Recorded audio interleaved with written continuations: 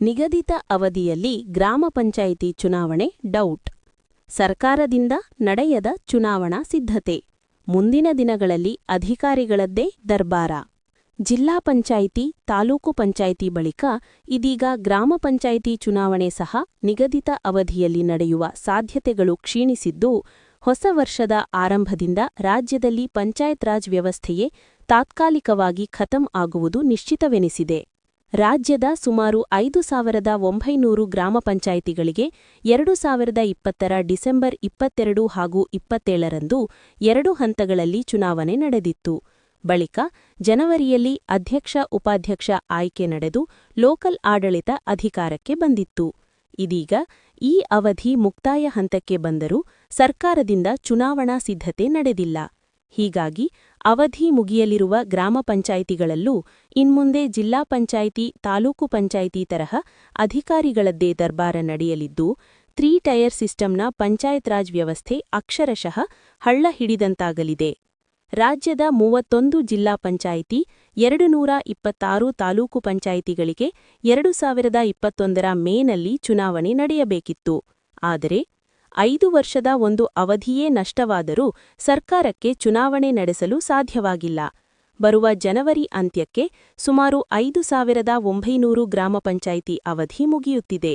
ನಿಗದಿತ ಅವಧಿಯಲ್ಲಿ ಚುನಾವಣೆ ನಡೆಸಬೇಕಾಗಿದ್ದಲ್ಲಿ ಈಗಾಗಲೇ ಸರ್ಕಾರ ರೊಟೇಷನ್ ಆಧಾರದಲ್ಲಿ ಗ್ರಾಮ ಪಂಚ್ ವಾರ್ಡ್ವಾರು ಮೀಸಲಾತಿ ನಿಗದಿಗೊಳಿಸಿ ಅಂತಿಮ ಅಧಿಸೂಚನೆ ಹೊರಡಿಸಬೇಕಿತ್ತು.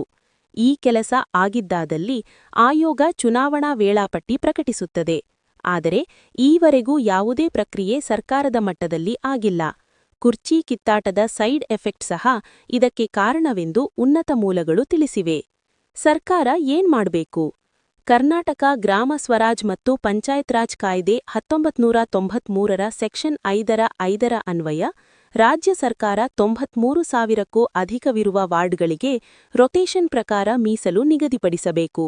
ಇದು ರಾಜ್ಯ ಸರ್ಕಾರದ ಪ್ರಮುಖ ಜವಾಬ್ದಾರಿ. ಮೀಸಲು ಪ್ರಕಟಿಸಿದ ಬಳಿಕ ರಾಜ್ಯ ಚುನಾವಣಾ ಆಯೋಗ ಚುನಾವಣೆ ನಡೆಸಲಿದೆ. ದಿನದೂಡುತ್ತಿರುವ ಸರ್ಕಾರ. ಸಕಾಲಕ್ಕೆ ಚುನಾವಣೆ ನಡೆಸುವ ಸಂಬಂಧ ಅಂತಿಮ ಮೀಸಲು ಅಧಿಸೂಚನೆ ಹೊರಡಿಸಲು ರಾಜ್ಯ ಸರ್ಕಾರಕ್ಕೆ ನಿರ್ದೇಶನ ನೀಡಲು ಕೋರಿ ಚುನಾವಣಾ ಆಯೋಗ ಹೈಕೋರ್ಟ್ನಲ್ಲಿ ಅರ್ಜಿ ಸಲ್ಲಿಸಿತ್ತು. ಒಟ್ಟು ಸ್ಥಾನಗಳಿಗೆ ಮೀಸಲು ನಿಗದಿಗೊಳಿಸದ ಹೊರತು ಚುನಾವಣಾ ವೇಳಾಪಟ್ಟಿ ಪ್ರಕಟಿಸುವುದು ಸಾಧ್ಯವಿಲ್ಲ ಎಂದು ಆಯೋಗ ಸ್ಪಷ್ಟಪಡಿಸಿತ್ತು. ವಿಚಾರಣೆ ನಡೆಸಿದ ಹೈಕೋರ್ಟ್ ರಾಜ್ಯ ಸರ್ಕಾರಕ್ಕೆ ನೋಟಿಸ್ ಸಹ ಜಾರಿ ಮಾಡಿದೆ. ಇದಾಗಿ 2 ತಿಂಗಳಾದರೂ ಯಾವುದೇ ಬೆಳವಣಿಗೆ ನಡೆದಿಲ್ಲ. ಜಿಲ್ಲಾ ಪಂಚಾಯಿತಿ, ತಾಲೂಕು ಪಂಚಾಯಿತಿ ಚುನಾವಣೆ ವಿಷಯದಲ್ಲೂ ಸರ್ಕಾರಕ್ಕೆ ಹೈಕೋರ್ಟ್ ತಪರಾಕಿ ನೀಡಿದರೂ ಪ್ರಯೋಜನವಾಗಿಲ್ಲ.